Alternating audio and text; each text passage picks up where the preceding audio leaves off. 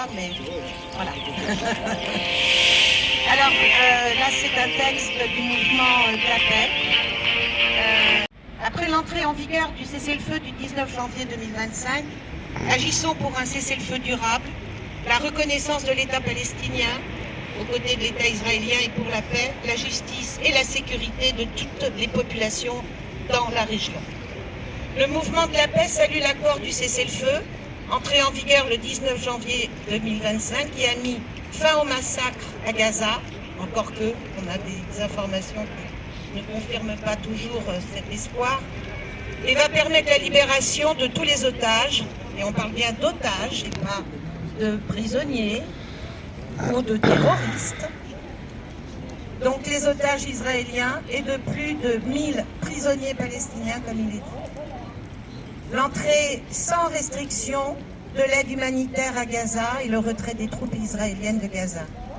Nous partageons la liesse de la population palestinienne à Gaza et en Cisjordanie et la joie des familles des otages et de la population israélienne aussi lors des premières libérations intervenues depuis le 19 janvier.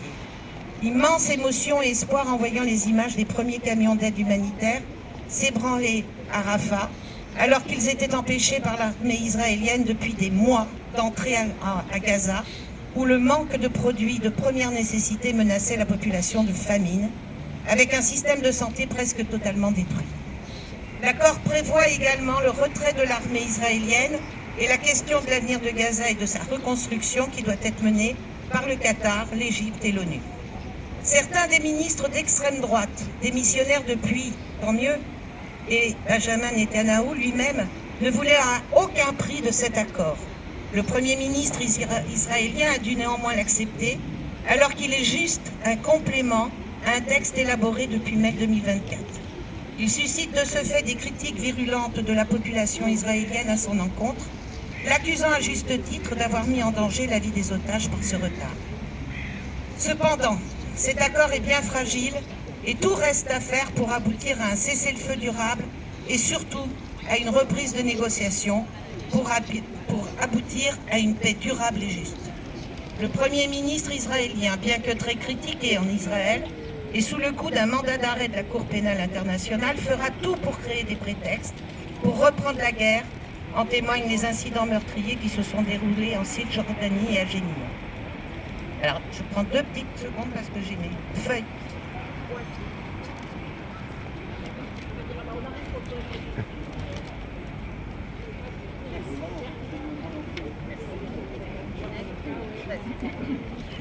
J'ai pas mon drapeau, je fais Donc, pas de discours.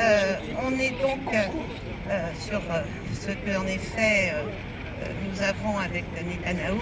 Mais il a montré immédiatement sa vraie nature, qui n'est pas celle d'un faiseur de paix, avec sa proposition de nettoyer Gaza en évacuant tous ses habitants dans les pays voisins. Celle-ci suscite de vives critiques dans les pays concernés et le monde arabe, mais aussi en Europe.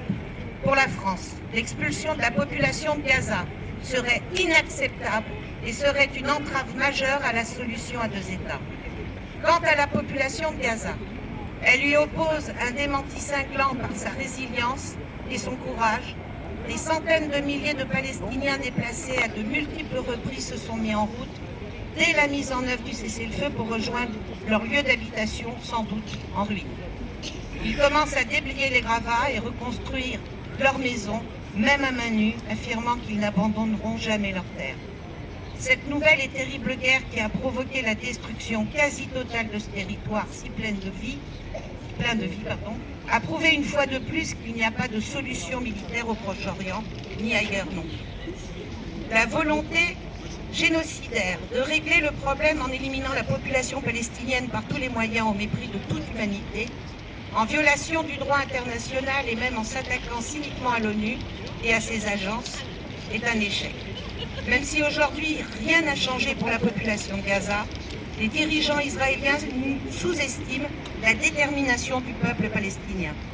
Appuyé par l'ONU, le droit international et la solidarité grandissante partout dans le monde pour construire son avenir dans un État souverain et indépendant aux côtés de l'État d'Israël.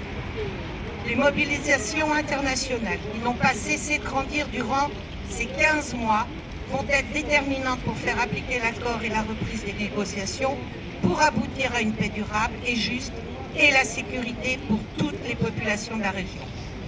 C'est dans le cadre de la solution à deux États sur les frontières de 1973, avec Jérusalem comme capitale, que l'on peut y arriver. Elle est définie par les résolutions de l'ONU, reconnue par de nombreux États et les instances internationales et permet l'autodétermination du peuple palestinien.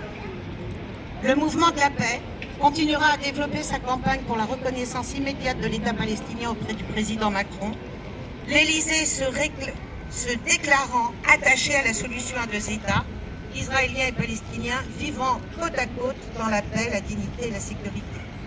Le mouvement de la paix appelle ses comités à agir partout en France avec ses partenaires pour que la France veille à l'application de l'accord du cessez-le-feu du 19 janvier 2025 et réaffirme ses exigences antérieures.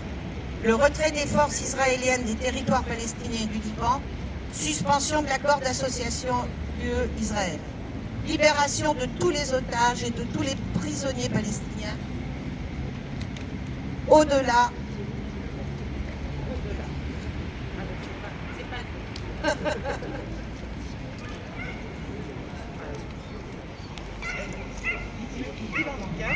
En tout cas, je suis désolée. Ah mais c'est normal, c'est collé. C'est l'humidité, pardon.